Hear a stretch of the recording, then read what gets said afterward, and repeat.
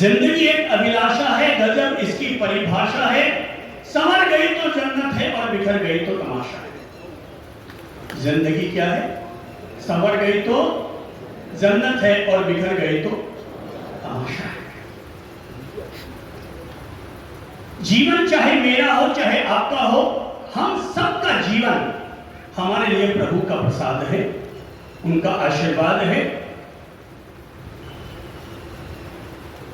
ये जीवन किसी 4 बीघा खेत की तरह है, जमीन की तरह है। अगर इसमें अच्छे बीज बोओगे तो अच्छी फसलें निकल कर आएंगी, और अगर अच्छे बीज ना बोए तो या तो ये जमीन बंजर रह जाएगी और या फिर इसमें जंगली घास फूस ही उगेगी। और ये हमारा जीवन बिल्कुल खेत की तरह है।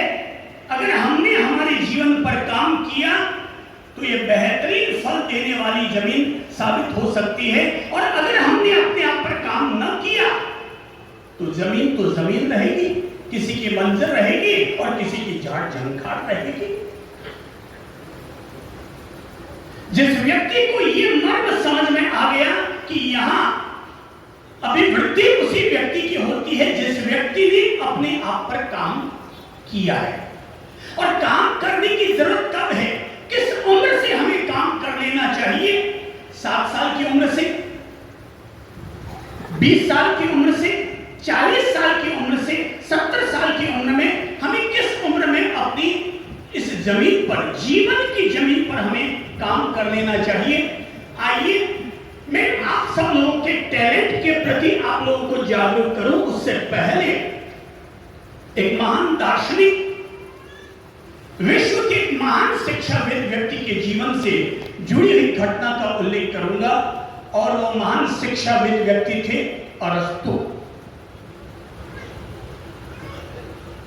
कहते हैं कि अरस्तु अपनी क्लास ले रहे थे और उनके पास पढ़ने के लिए विश्व स्तर के बच्चे वहां पर आते थे और उनके पास आकर के शिक्षण और प्रशिक्षण लिया करते थे। कोई बच्चा मां के पेट में रहता है तभी से ही उस पर काम करना शुरू कर देना चाहिए। कुम्हार अगर घड़ा बनाता है तो काफी समय तक मिट्टी पर ही काम करता है और तब कहीं जाकर के वो घड़ा बनाने में सफल होता है। एक अच्छे व्यक्तित्व का निर्माण करने के लिए हमारी माताओं ने पहले भी काम किया, अब भी काम कर रही हैं, और जिनको भी लगता है कि मैं अपने बच्चे को अच्छा बनाना चाहती हूं, वे आज भी अपनी कोख में बच्चा आते ही खूब धर्म आराधना शुरू करते हैं, धर्म मंत्रों का पाठ करते हैं, रामायण आगम वाणी जिन वाणी का श्रवण और पारायण करते हैं, घर में रोजाना नवकार मंत्र, गायत्री मंत्र या ओम की चैंटिंग करने वाली धुन अपने घर में चलाते हैं, ताकि उसकी ध्वनि मेरी कोख तक उतरे, उसकी ध्वनि मेरी कोख में रहने वाले बच्चे के कान में उतरे। माँ का चिंतन, माँ का विचार, माँ की क्रिया, माँ के द्वारा सुना जाने वाला हर शब्द, हर वाइब्रेशन बच्चे तक पहुंचता है, और बच्चे तक पहुंचता है इसलिए हर व्यक्ति को माँ की कोख से ही बचपन पर काम करना क्या कर देना चाहिए, शुरू कर देना चाहिए। कब? 5 वर्ष की उम्र में या कोख में? पहला सत्य हम ये समझ लें अपने अपने टैलेंट पर ध्यान देने के लिए कि हमें अपनी माँ की कोख में ही पढ़ाई का काम शुरू कर देना चाहिए। क्या आप नहीं जानते कि महावीर ने माँ की कोख में रहते हुए ही कुछ संकल्प भी कर लिए थे? उन्होंने ये भी सोच लिया था कि मेरे हिलने डुलने से माँ को तकलीफ होती है, तो मैं अंदर से हिलना डुलना बंद कर देता हूं, और जैसे ही गर्भ स्थिर होता है, माता त्रिशला, जगत जननी राज राजेश्वरी माता त्रिशला चिंतित हो जाती है। पूरे क्षत्रिय कुंड ग्राम में शोक फैल जाता है, और जब 3 दिन इस तरह से शोक फैलता है, माँ के आंसू नहीं सूखते हैं, और तब महावीर को पता चल जाता है कि मेरी अंदर की हलचल भी बाहर में शोक और खुशी का निमित्त बन सकती है। और तब महावीर अंदर से पुनः स्थिर गर्भ को फिर से चलायमान करते हैं और तब माँ को खुशी मिलती है और तब माँ के गर्भ में रहते हुए महावीर संकल्प लेते हैं। कोई बता सकता है क्या संकल्प लेते हैं? हाँ, वेरी गुड। हाँ बोलिए, फरमाइए।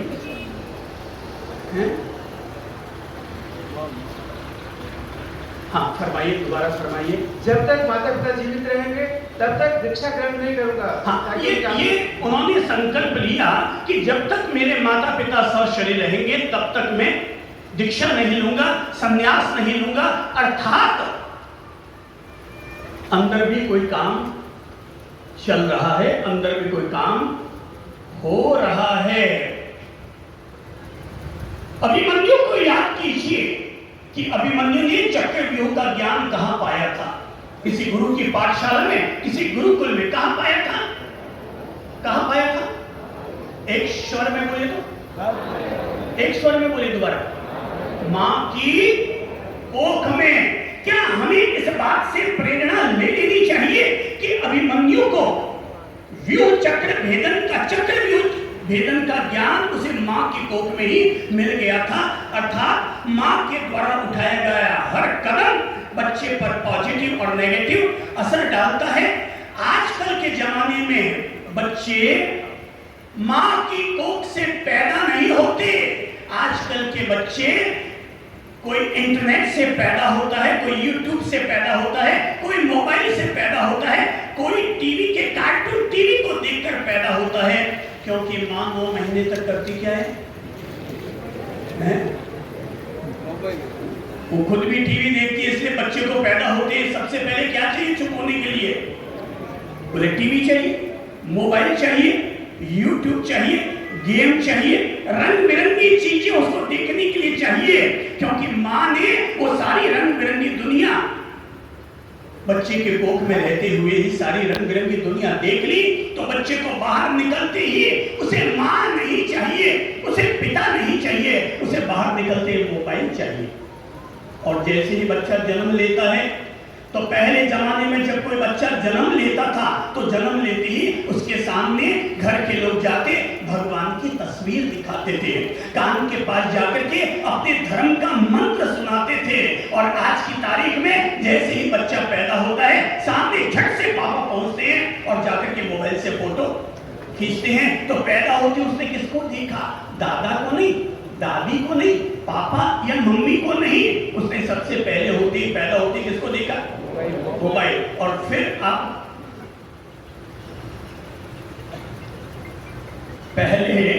पहले जो लिखा जाता था, सुनाया जाता था, क्या लिखा जाता था? सुनाया जाता था ऋणमो परिहंताणम ऋणमो सिद्धाणम।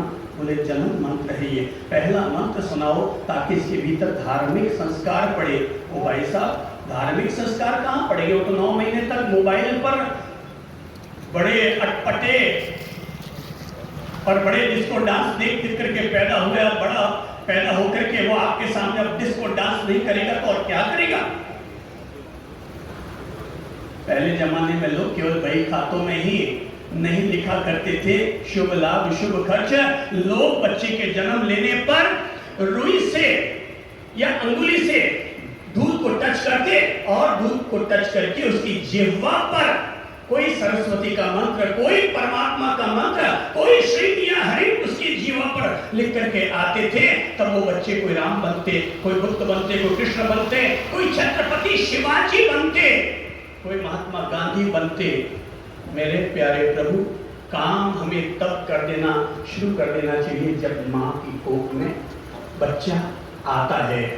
बालक तो हर परिवार की किलकारी है, बालक तो हर समाज का सूत्रधार है, बालक तो हर समाज और हर देश का भविष्य है।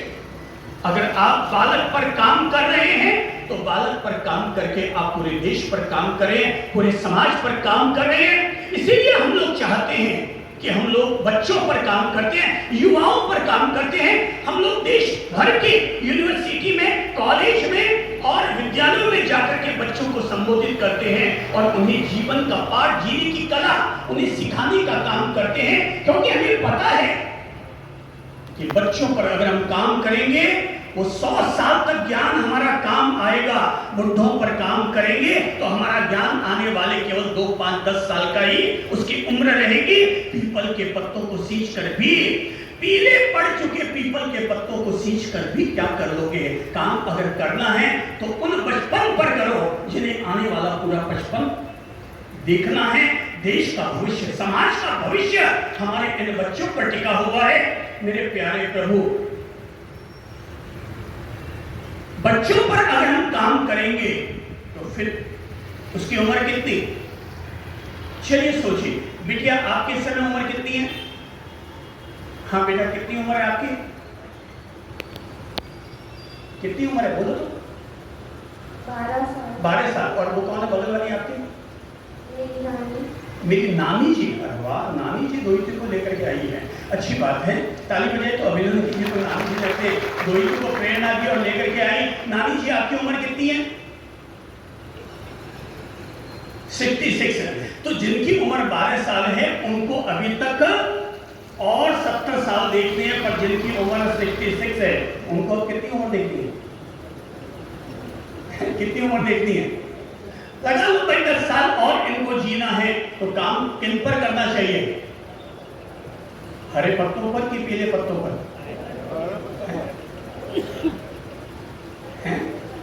किस पर काम करना चाहिए? हरे पत्तों पर। भाई साहब, पीले पत्ते को अगर हम पानी में डालेंगे तो गीला तो हो जाएगा मगर वो हरा नहीं हो पाएगा। पर हरे पत्ते पर अगर काम करोगे तो विश्वास रखता है इस पर फूल भी लगेंगे, फल भी लगेंगे, लोगों को स्वाद मिलेगा, लोगों को जिंदगी मिलेगी। अर्थात काम आने वाली पीढ़ी पर करो। किसी भी नगर को अगर सुंदर बनाना है तो खूब हरियाली लगाओ। किसी भी घर को अगर सुंदर बनाना है तो खूब हरियाली लगाओ। पर किसी भी समाज को अगर सुंदर बनाना है तो बच्चों पर काम करो, उनके टैलेंट पर काम करो, उनके आने वाले भविष्य का निर्माण करो।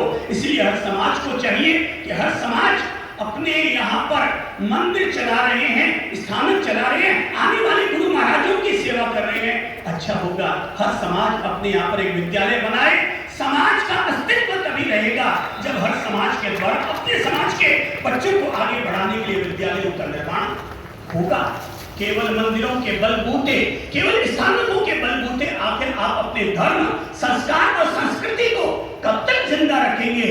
अगर अपनी संस्कृति को जिंदा रखना है तो केवल श्रद्धा ही फलदायी नहीं होगी, बल्कि शिक्षा और संस्कार भी इंसान के लिए नींव का काम करेंगे। इसलिए चाहे छोटी सी स्कूल चलाओ, चाहे LKG UKG वाली स्कूल चलाओ, चाहे 100 बच्चों की स्कूल चलाओ, पर मैं तो दुनिया भर को यही प्रेरणा दूंगा, मंदिर बनाने का शिलान्यास जिस दिन करो उसी दिन भले ही 4 कमरे वाली स्कूल चलाने का शिलान्यास करना, पर एक साथ जिनालय और दूसरी तरफ विद्यालय, दोनों एक साथ बने, एक साथ देवालय और दूसरी तरफ विद्यालय।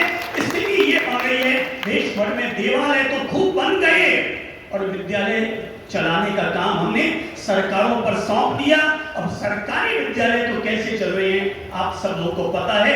इतना पता है कि उस स्कूल में अगर कोई टीचर है, वो टीचर भी अपने बच्चों को अपने उस स्कूल में नहीं पढ़ा रहा है, क्योंकि उसको पता है कि सरकारी स्कूलों का हम लोगों ने स्तर कितना गिरा दिया है। सरकार हर वर्ष अरबों रुपये शिक्षा पर खर्च करती है, पर शिक्षा का स्तर जब तक ऊंचा नहीं उठेगा तब तक अरबों रुपए खर्च होकर भी सब धूल धाड़ी और राक्षाणी हो रहे हैं। हमें स्तर को ऊंचा उठाना पड़ेगा। मैं कहूंगा हर समाज अपने लिए विद्यालय बनाए। जब हम आज अगर मैं यहाँ लोक कल्याणकारी चातुर्मास समिति के लोग भी बैठे हैं, वासु पूज्य मंदिर ट्रस्ट के लोग भी बैठे हैं और भी सभी समाजों के लोग बैठे हैं और दुनिया भर के सभी समाजों से कहना चाहूंगा कि जब आप चंद्र प्रभु या ललित प्रभु महाराज का चातुर्मास करवाने के लिए कुछ राशि का अगर आप कलेक्शन कर सकते हैं और चातुर्मास करवा सकते हैं, तो क्या आप सब लोग मिलकर के कोई विद्यालय के लिए कलेक्शन नहीं कर सकते? क्या आप कोई जमीन के लिए काम नहीं कर सकते? क्या आप लोग आने वाले कल के भविष्य को उज्जवल बनाने के लिए आप लोग काम नहीं कर सकते? मैं तो कहूंगा अगर बात चल रही तो मैं ये कहूंगा कि यहाँ पर किसी भी व्यक्ति को अगर लगता है कि उसके पास शहर से जुड़ी हुई कि जहां पर हर बच्चा आराम से पहुंच सकता है, अगर आप में से किसी भी संपन्न व्यक्ति के पास जमीन हो, जमीन वो निकाले, विद्यालय बनाने का काम हम करवाते हैं। ये बात केवल ताली बजाने तक सीमित न रहे, बल्कि इस बात को गंभीरता से लिया जाना चाहिए। उस जमीन पर विद्यालय बनाने का काम हम गुरुजनों के द्वारा आपके सहयोग से संपन्न होगा। जमीन आप दीजिए और वहां पर निर्माण करेंगे, और इस तरह से वे विद्यालय जहां पर केवल इंसान को रोजगार कमाना ना सिखाया जाए, बल्कि इंसान को जीवन जीने का पाठ भी सिखाया जाए, अर्थात शिक्षा और संस्कार दोनों काम एक साथ हो। अगर आप में से किसी को भी लगता है कि मेरे परिवार में, मेरे पड़ोसी के पास ऐसी कोई धर्मार्थ की जाने वाली जमीन है, बातें करो, बात को आगे बढ़ाओ, पार लगाने का काम हम करेंगे। और सभी लोगों से कह रहा हूं ये बात मैं, जिनके भी अप्रोच है, जिनकी भी अप्रोच में ये चीज आती है, क्योंकि आने वाला जो समय है वो समय तभी प्रभावशाली बनेगा, प्रगतिशील बनेगा, जब हम लोग शिक्षा पर काम करेंगे। आने वाला भविष्य हमारा है, हमें देश का निर्माण करना है, हमें अपने धर्म का अगर विकास करना है, हमें अगर अपने समाज को एक सूत्रधार बन करके काम करना है, तो मैं कहूंगा बच्चों पर काम करना शुरू करो। ये हमारा सपना है, हर बच्चा हमारा सपना है, वो आने वाले कल का सपना है। बच्चों पर अगर काम करेंगे तभी उनका टैलेंट आगे निखर करके आएगा। टैलेंट उनका तभी निखर कर आएगा जब हम लोग बच्चों पर काम करेंगे। जो भी काम करो, बुद्धि का इस्तेमाल करते हुए हर काम को बुद्धि पूर्वक करने की आदत डालिए, तो मान कर चलिए जो बुद्धिमान होकर के काम करते हैं वो अपने जीवन में जल्दी सफलता प्राप्त किया करते हैं। तो सार रूप में आपको वापस याद दिलाना चाहूंगा कि काम ऐसे करो कि ख्वाब भी हकीकत बन जाए। काम ऐसे करो कि ख्वाब भी हकीकत बन जाए। हमें बताना ना पड़े अपना नाम, वरन हमारा काम ही हमारी पहचान बन जाए। हमारा नाम ही हमारा काम ही हमारी पहचान बन जाए।